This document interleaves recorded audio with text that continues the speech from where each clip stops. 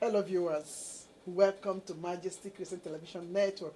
We're going to talk about promoting community participation and self-reliance among residents of Amsterdam. It can also be in where you are, but we are making a case study, Amsterdam, because that's where we are based. So as an introduction, the local government is constantly seeking how to empower its residents to be involved in decision making, which does affect them directly and indirectly. Also, they are trying to help develop a more self-reliant attitude in each and every one of us living in Amsterdam Southeast. When you have reached 45, from 45 upwards, your brain begins to slow down. That one of the areas where your brain cannot really comprehend things has to do with language. Your ability to understand other people's language becomes difficult. Very slow. Okay? And so if you look at the migrants who come here, many of them come after they have gotten their first degree, or they come when they already matured. So they now begin to struggle, to look for a way to meet up, to catch up, and then demands from their families, the demand to support their families. And sometimes we just come in here and they're already demanding, they're already expecting you to perform when you've not found your feet. When you come here, for you to, it gives, if I'm right, you have 2 years to learn the language. As you are saying, if you are 45, your brains start to retire. The government, you have to go to the Dutch language, to school to learn the language. You are there. My sister, you just came from work. You wake up 5 o'clock. You brought your children to the nanny. You came from work. You started work around 6 o'clock. You came home 4 o'clock. 8 o'clock, you have to go to another job. You close 10 o'clock. 4 days. 1 day in the week, you have to go to school. You are sitting in the class. You are sleeping. You are already tired. You are exhausted. And this is the pressure. And so that when it comes like that, then you feel like you are being forced, you are being pressurized, but it's not so. The government is trying to help you. But this is a case, all our diplomas and our certificates is being devalued here. Exactly. It's being devalued. So, and you have to survive. So it's very, the government is... That's also another aspect. Yes. The government is doing whatever they can do, but they are not hitting the point. They are not listening to they are not listening to us. They have to listen, they have to know our problem before. It looks like they are deciding for us to go to school. It's good they want us to learn the language, but no.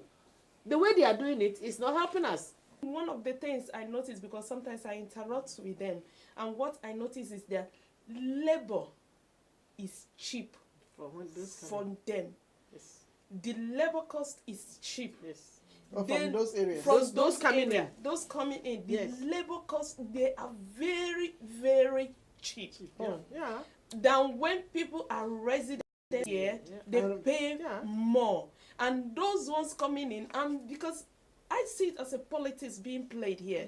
And if you can call it corruption, business. You can also say corruption. Okay. If you can use the word corruption or politics. That's why I always say when they talk about corruption in Nigeria, I say it's everywhere. It's all over everywhere. Because it's a politics and corruption being played here. And the same companies that goes in and bring those workers, and they know the labor is cheaper for them, place the same gain around with the tax and get a lot of tax reduction.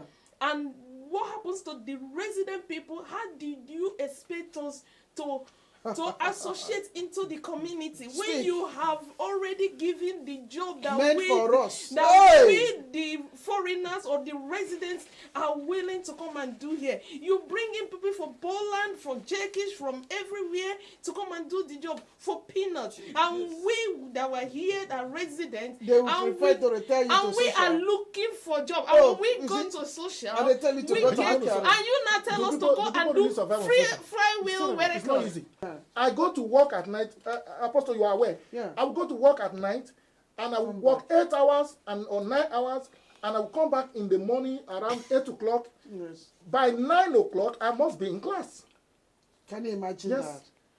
Okay. How can he cope up? I will not need to be taking coffee, espresso, to keep me awake. Which is free. It's true. Which is free there. It's not even It's not free. It's 50 cents. It's 50 cents. Yes. Okay. You have to pay. So all these are efforts we make to become more useful This is very powerful in our society. Yes. But not everybody has that grit, Exactly. that determination to say, let me indept myself, put invest debt on 12,000 myself plus. to study Dutch language, Yes. to become more useful in this society. Instead, they stay at home and earn social, and then they become deteriorated even mentally, or along the line, if social is not enough to keep them, particularly as immigrants, they get involved in other things that are not lawful. Exactly.